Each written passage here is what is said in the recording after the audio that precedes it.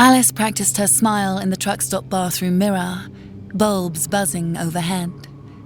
The humid air reeked of urine and Chanel No. 5. 15 years had passed since they'd crowned her Miss Cole County 1950. Still, when her teeth caught the light just right, they were white as porcelain. She kept her hair pinned back in the official Miss Cole County style, even now. Regulated 3 brushstrokes between each pin, exactly as Mrs. Bennet had shown her. The other waitresses wore their hair in messy ponytails, or those loose pageboy cuts from magazines. They didn't understand the value of presentation or the importance of maintaining high standards. "Beauty is a responsibility," Mrs. Bennet used to say, adjusting Alice's posture with sharp-nailed fingers. "A duty to those who have to look at you, to a God who made you in her image." Alice could still remember the weight of that crown settling on her 17-year-old head. The Cole County Carnival had smelled of funnel cake and diesel. It didn't resemble the venue she'd imagined from watching Miss America on television. The stage was real enough, though. Wooden planks painted gold, with spotlights borrowed from the high school drama department. Mrs. Bennet had spent 3 hours on Alice's hair that night. "This is bigger than you," she reminded Alice, adjusting her gown one final time. The other girls had been pretty enough, she supposed. Dottie Mae with her dark curls, and Edie Buchanan with her wistful eyes. But Alice had something they didn't. She saw beyond the shallow surface of beauty. This was about becoming what the judges needed to see. When they asked about her hopes for the future, she didn't talk about marriage or babies. She spoke about representing Cole County with grace and dignity, about being worthy of such an honor, how she could handle it, was made for it. The judges had leaned forwards in their seats, pencils moving across scorecards. Alice won by 12 points. The crown itself was lighter than she'd expected. The rhinestones reflected the stage lights and threw delicate sparkles across the wall and runway. As they played the Star-Spangled Banner in the background, Alice walked that stage with the confidence of someone destined for greater things. She perfected that walk in Mrs. Bennet's living room. "A queen doesn't walk," Mrs. Bennet emphasized. "She floats." Mrs. Bennet.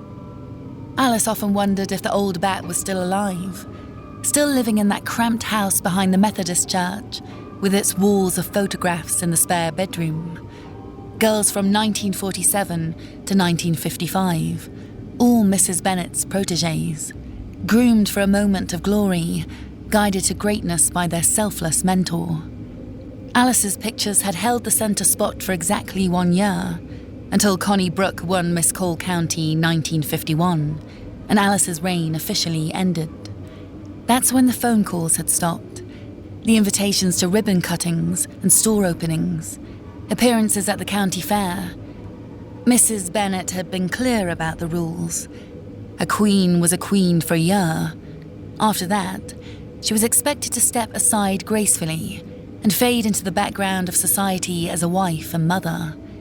Dignity in retirement, Mrs. Bennet called it, knowing when your time was up. Alice hadn't been ready for that to happen. She tried to explain this to Mrs. Bennet during what would be their final meeting, in the woman's cluttered living room, surrounded by tarnished trophies and faded sashes. She'd wanted to compete for Miss West Virginia and take her talents to a bigger stage. Mrs. Bennet had gone very still, her hands folded in her lap. "Alice, dear," she began, sounding sharp as broken glass, "these pageants are not a career. They're preparing you for what's next. They're the shelf behind the counter, promoting the finest product, a display waiting for a suitable husband who will father children with you." Alice persisted, mentioning the modeling agencies in Charlotteston. Mrs. Bennet's face changed completely. "I think you've misunderstood what we do here," she said. "Perhaps it is time you found a different path." Alice had left that house with her crown and sash in a paper bag, feeling stripped of more than a title. Mrs. Bennet never spoke to her again. At church, the old woman would look right through her. Even now, 15 years later, Alice could feel those cold eyes watching her, disappointed in what Alice had become. The bathroom door creaked, breaking Alice's train of thought. She recognized Betty's reflection. The afternoon shift must be heading out. "Got some of them boys asking for you already," Betty said, fixing her hair. "That tall one from last month, he's back." Alice touched the spot behind her left ear where she cut the first lock. The hair was growing back darker, a bit more coarse. She had a map of these small changes written in the geography of her scalp. "Tell him I'll be right out." Betty paused at the door. "Say, me and the girls was wondering, you still got that crown somewhere from when you won?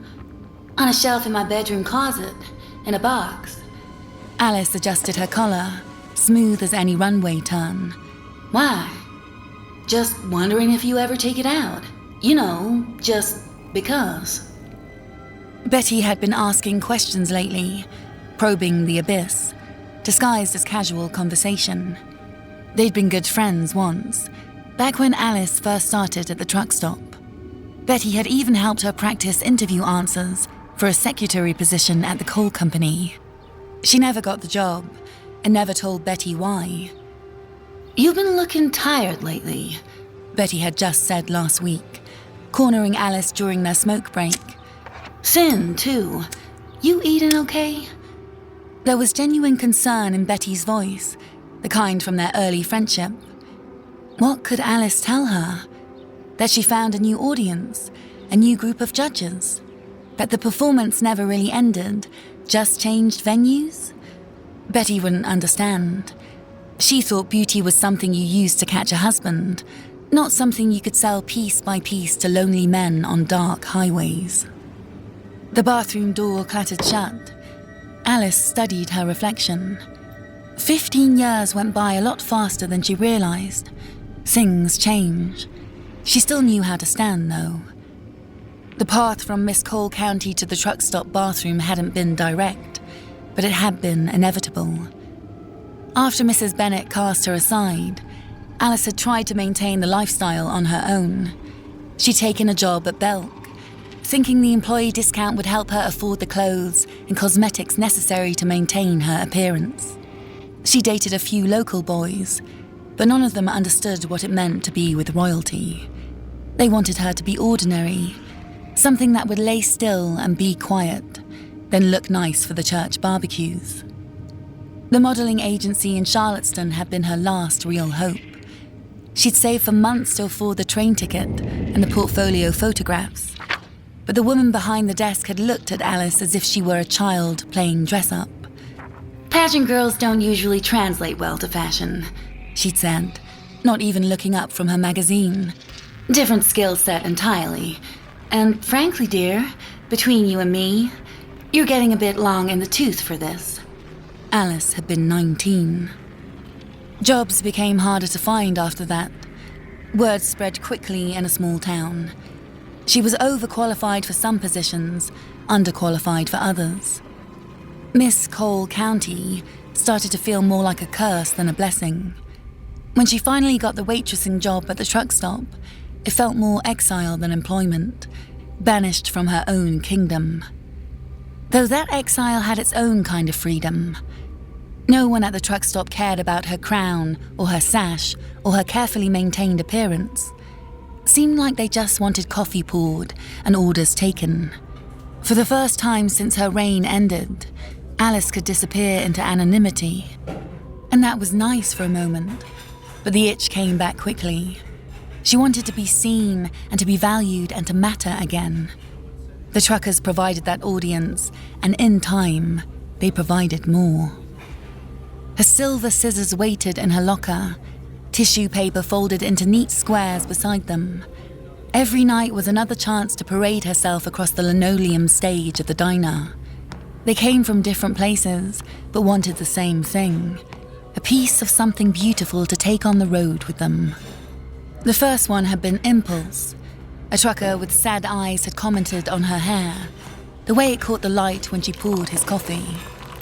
Beautiful color, he'd said, voice thick with something that wasn't quite grief.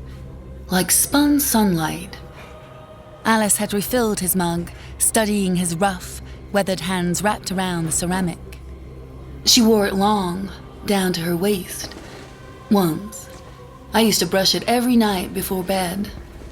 His eyes had followed Alice's movements as she wiped down the adjacent table. I keep thinking I see her sometimes, in the rear view, or pretty girls like you. Alice had felt something shift in her chest, the hunger she'd forgotten.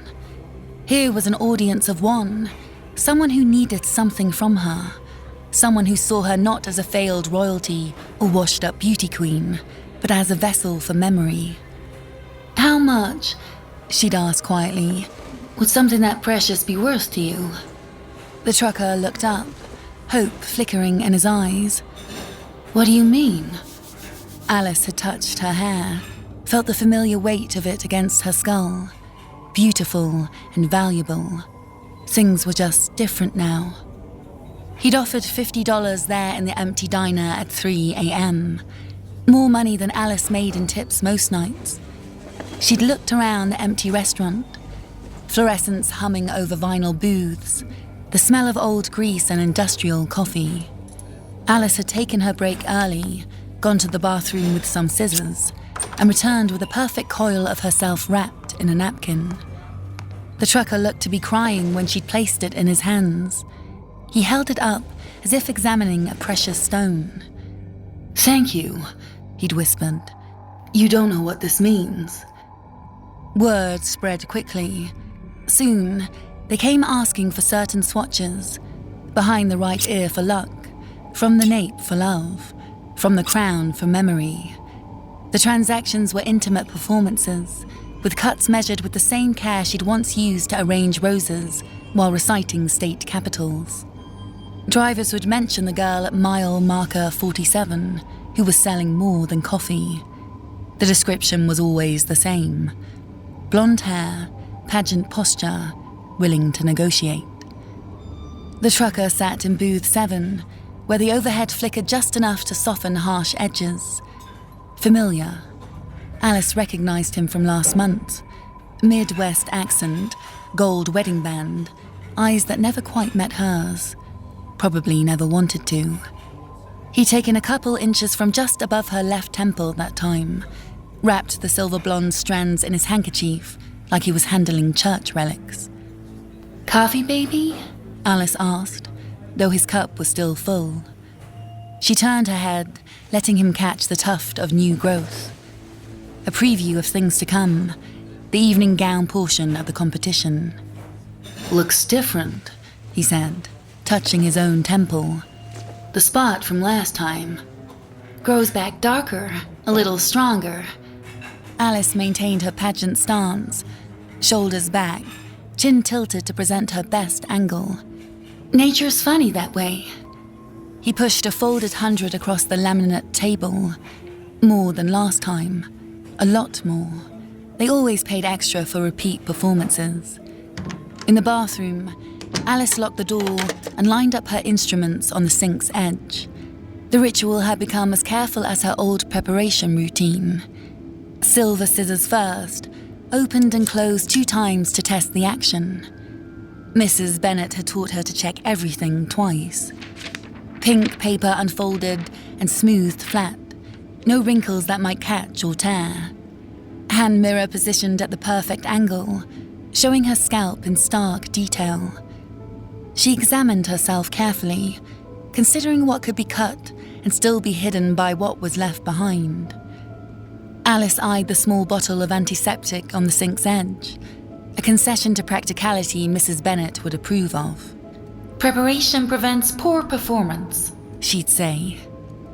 Alice understood now that this applied to more than just pageants. The blade needed to be clean, the angle right, the pressure controlled. Beauty might take sacrifice, but it didn't require sloppiness. The new growth behind her left ear had come in almost black now, rough like a brush. She touched it gently, remembering how the judges had run their fingers through her hair during preliminary evaluations. Spun gold, they said. She wondered what they'd think now, seeing how each harvest came back darker than the last. Alice made the first cut. The scissors whispered against her scalp. Mrs. Bennet's voice echoed. Poise, girls. Always poise. Blood beaded along the cut line. Too close, but Alice had learned to keep tissues handy. Careful now. No one wanted to see the work behind the performance. The show must simply appear. When she returned to booth 7, she held the tissue-wrapped package carefully. The trucker's hands trembled as he took it, already imagining how it would look on his dashboard as he drove through endless Nebraska nights. Same spot next time? He asked, almost begging. Would that be possible? Alice touched the fresh cut and felt the strange, smooth texture already starting beneath her fingertips. We'll see what comes back. October came. Hair stopped being enough. The regulars wanted something more permanent, something that wouldn't grow back wrong. Alice started with her fingernails, letting them grow long as talons before clipping them carefully to keep them in one piece. She always managed to cut too close. The tips of her fingers would sting with the small red jewels swelling from her cuticles. The truckers paid double for these little half-moons of herself, pale as fish scales. She'd seen them in the parking lot, popping them in their mouths like candy. Getting creative, Betty said one night, watching Alice serve coffee with bandaged fingertips. Might want to start slowing down. Betty had been trying to have this conversation for weeks now, Alice realized. Comments here and there, testing the waters. You sure you're doing okay, honey? She'd asked the week before, when Alice had shown up to work with a scarf wrapped around her neck, despite the unseasonable heat. You know you can talk to me about anything, right? I'm fine, Betty, Alice had said, adjusting the scarf. Just taking care of myself. Betty's eyes lingered on the scarf. Taking care of yourself, she repeated slowly. That's what we're calling it now. There'd been something sad in her voice, something akin to a farewell. Alice understood that Betty was trying to help, but help implied something was wrong. And nothing was wrong. Alice had simply found a new way to be beautiful. Alice fondly remembered the talent portion of the pageant, how she'd played a Tennessee waltz on the piano while the judges watched her hands move across the ivory keys. Her hands were still her best feature. Even now, stripped of nails, they moved with practical grace across tabletops and coffee pots. Her first tooth was an accident. Caught one of the cook's elbows during the breakfast rush. Felt something crack. She held the broken incisor in her palm, remembering the countless hours spent picking at her smile for the judges. A trucker from Kentucky offered $200, said he had a collection, pointing to a thin gold chain around his neck. The pendant hanging from the chain was concealed by his sweat-stained shirt collar, but she understood. They came with special requests now. A molar for good luck.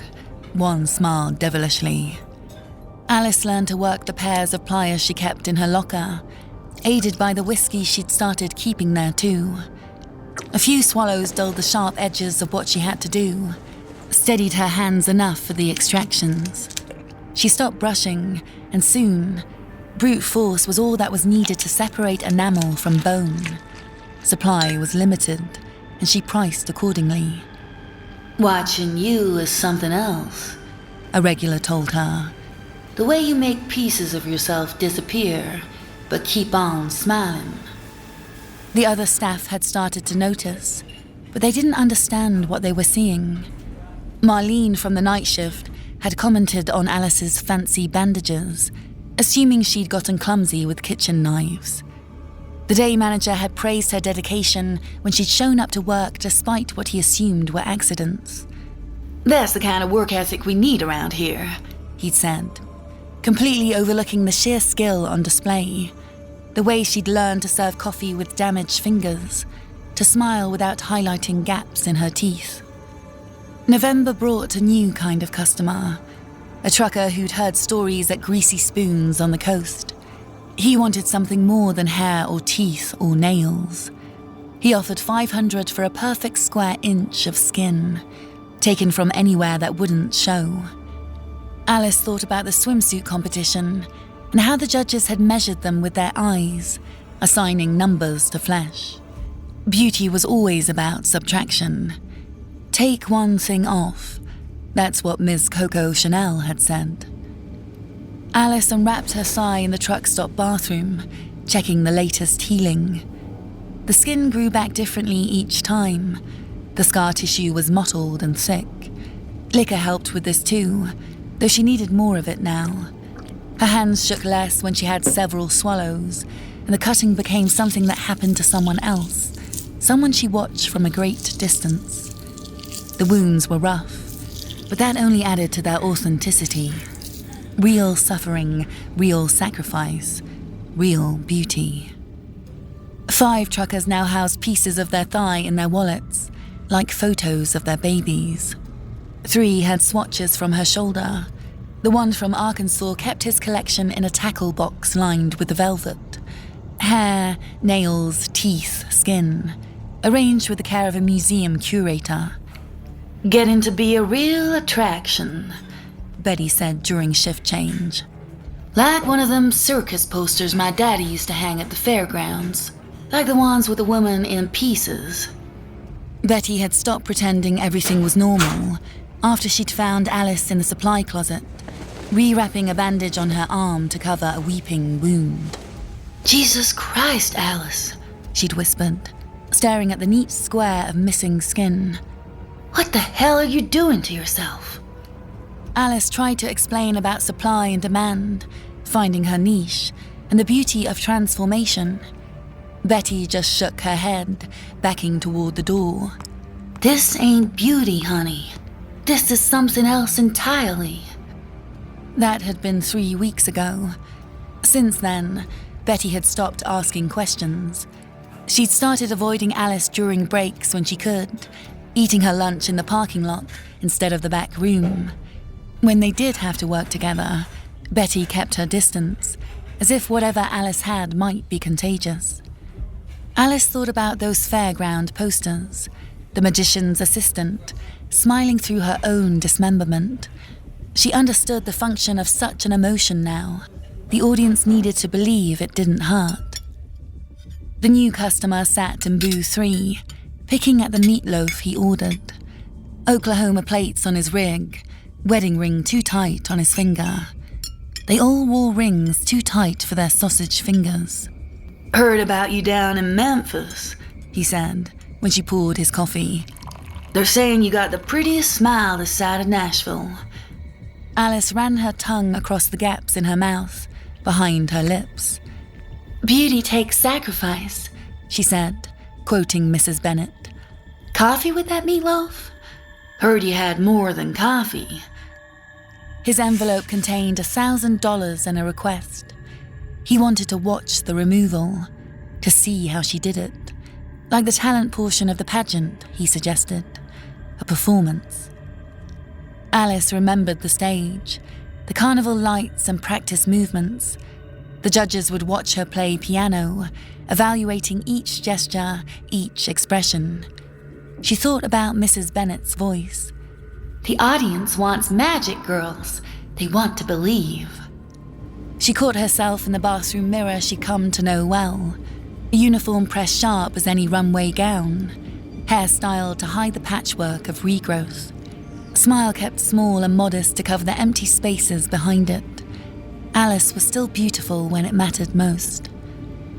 Alice arranged her tools on paper towels, careful as the makeup table before finals. The trucker sat on an overturned mop bucket, his envelope thick with bills on the sink's edge. The whiskey bottle sat beside her instruments now, amber liquid refracting light gently on the faded wallpaper. This is something else, he whispered, gripping himself. Like them circus acts where they saw the pretty girl in half. Alice unbuttoned her uniform collar, then took several long pulls from the bottle. Her eyes met his. Hot tears welled up briefly, and she blinked them back. The alcohol burned down her throat, settled in her stomach, and made everything manageable. The skin beneath had grown back tiger-striped, patches of old and new flesh. She'd chosen a spot just below her collarbone, somewhere fresh that hadn't been harvested before. You ever see those beauty pageants on TV? She asked, pressing the blade's tip against unmarked skin. The way they walk, how they hold themselves. That's what separates amateurs from professionals. Poise under pressure. Blood welled around surgical steel. The pharmacy kept real nice blades behind the counter. Expensive, too. Alice winced briefly, then revealed what was left of her pageant smile, the one that had won her the crown. Said nothing hurts, nothing matters, and everything's beautiful. The trucker leaned forward. Jesus, he whispered. You really are something. Beauty takes sacrifice. Alice gritted, the alcohol making her cuts rougher, more jagged than before. Her hands didn't shake anymore. The whiskey had steadied them into something beyond control. Mrs. Bennett taught me that. My pageant coordinator.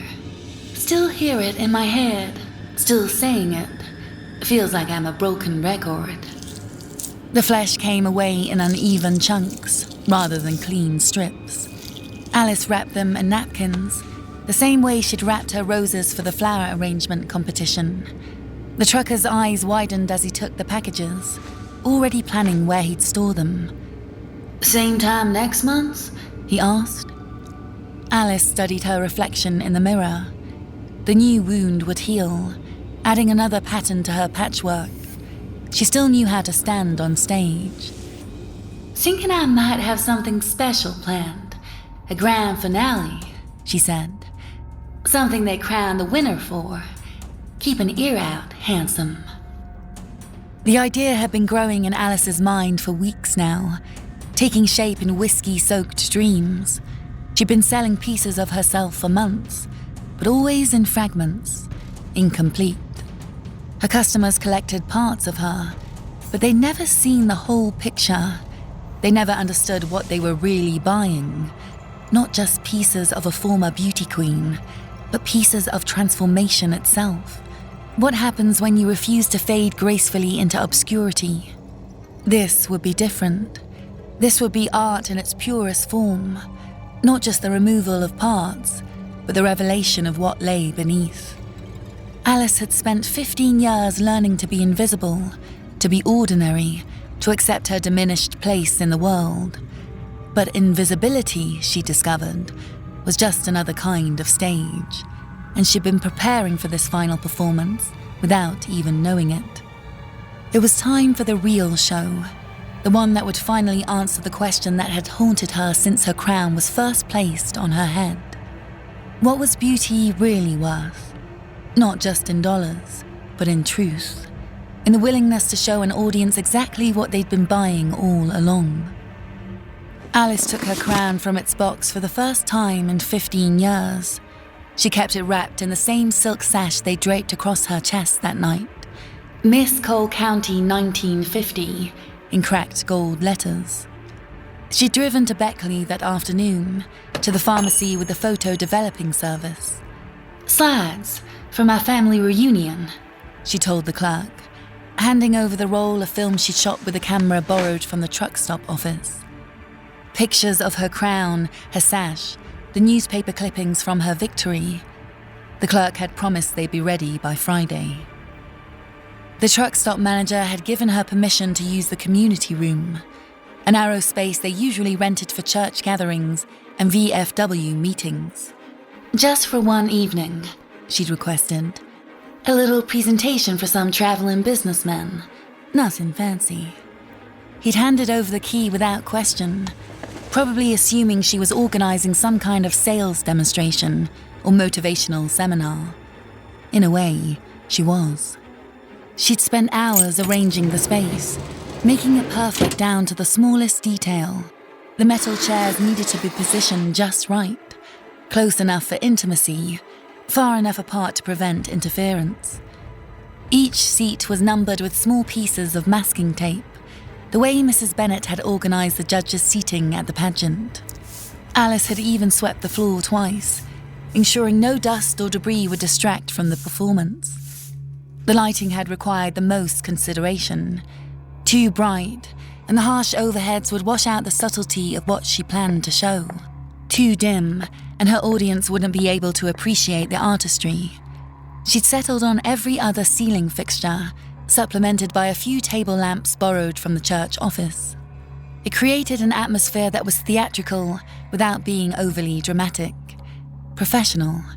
Mrs. Bennet would have approved. Alice told a young trucker from Tennessee about the show.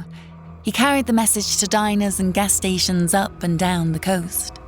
They came from different routes, different states, all her regulars, all the collectors. The man from Arkansas with his tackle box, the one from Nebraska who started it all with a lock of hair, the one who'd watched her perform in the bathroom. They filled the seats with the anticipation of proud parents, murmuring, waiting for the show to begin. Alice dressed in the kitchen storage room, the evening gown still fit. She pinned her patchwork hair in the Miss Cole County style, careful to hide the dark regrowth, the places that had come back wrong. Alice adjusted her crown in a metal spatula, the only mirror available. Every pageant needs a finale, she assured her reflection. The community room lights flickered gently. Alice stood in the kitchen doorway, waiting for her cue. She could hear them out there, her audience, comparing their collections, trading stories about the parts of her they'd bought and sold. Mrs. Bennet's voice echoed in her head. Poise, girls. Your body is a temple. Your smile is your shield. Beauty is forever. Alice touched the crown and admired its weight. She thought about all the pieces of herself traveling down America's highways, stored in lockets and wallets and pretty velvet-lined boxes. Time for the talent portion of the evening. Alice stepped into the room as she stepped onto the pageant stage 15 years ago. Shoulders back, chin tilted, patchwork smile. The crown threw dull sparkles across her audience. Evening, gentlemen, she beamed. Welcome to the show. Their eyes moved across her, considering the worth of what was left. Tonight's performance, Alice continued, is about transformation and beauty and what we give to be remembered. She'd set up the slide projector on a cart. The first image hit the wall behind her. Alice at 17, fresh-crowned Miss Cole County. Gold hair, smooth skin unblemished, all her original pieces still in place. That girl, Alice said, doesn't exist anymore. She's been sold off, bit by bit. Some of you have her right now. The Arkansas trucker touched his chain. Nebraska palmed something in his pocket. She saw the tackle box in Oklahoma's lap. Alice unzipped her gown, exposing the destruction spread across her body. Beautiful in its own way, like abstract art. The talent portion, she said, reaching for the knife she set on the projector cart, will be something special. Alice held the knife with practiced grace. Behind her, the projector clicked through slides. Alice playing piano at the talent show. Alice in her swimsuit. Alice being crowned. I learned beauty takes sacrifice, she said. But nobody tells you about what grows back. She turned slowly, a perfect runway pivot, letting them see what they'd created. Their collections were just fragments. She was a complete work. You've all been so focused on the pieces, she said. You forgot the big picture. Tonight, you get to see the whole thing. The whiskey bottle sat beside the projector, nearly empty now. Alice drained what remained, feeling the familiar distance settle over her. The first cut was at her shoulder, Where she'd started with the Oklahoma trucker, blood trickled in dark rivulets. The audience leaned forward in their seats, breath held. Pay attention to the technique, Alice said, voice steady despite the alcohol. Notice how the body remembers. She began cutting herself roughly, desperately, each less careful than the last, movement more frantic. The whiskey made everything possible and nothing real. The projector kept clicking. Alice smiling, Alice waving, Alice whole.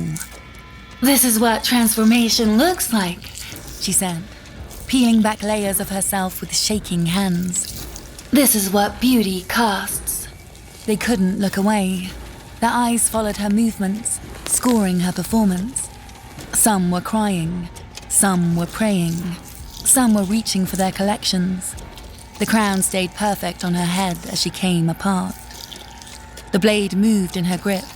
The slides kept changing. Alice receiving her crown, Alice taking her victory walk, Alice forever young and whole and perfect. Watch carefully, she said, voice growing distant. Notice how the body creates new patterns, how it tries to protect itself, how it learns. Her audience sat transfixed. Nebraska wept into his handkerchief full of her original hair. Blood pooled across the linoleum floor. Alice stepped through it with perfect posture, remembering Mrs. Bennet's voice. A true queen never shows pain. She never falters. The judges, Alice said, always told us beauty was about reduction, about taking away until nothing extra remained. In one swift motion, Alice plunged the blade into her chest and began sawing into herself.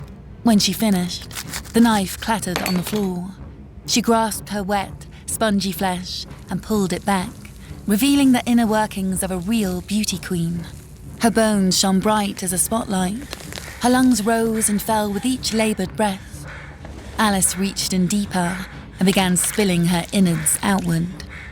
The awkward tug of so much weight falling out of her caused her to stumble slightly, but she quickly regained her composure. She was a professional. This wasn't just a learned skill. This was who she was. Alice showed the room what grew beneath.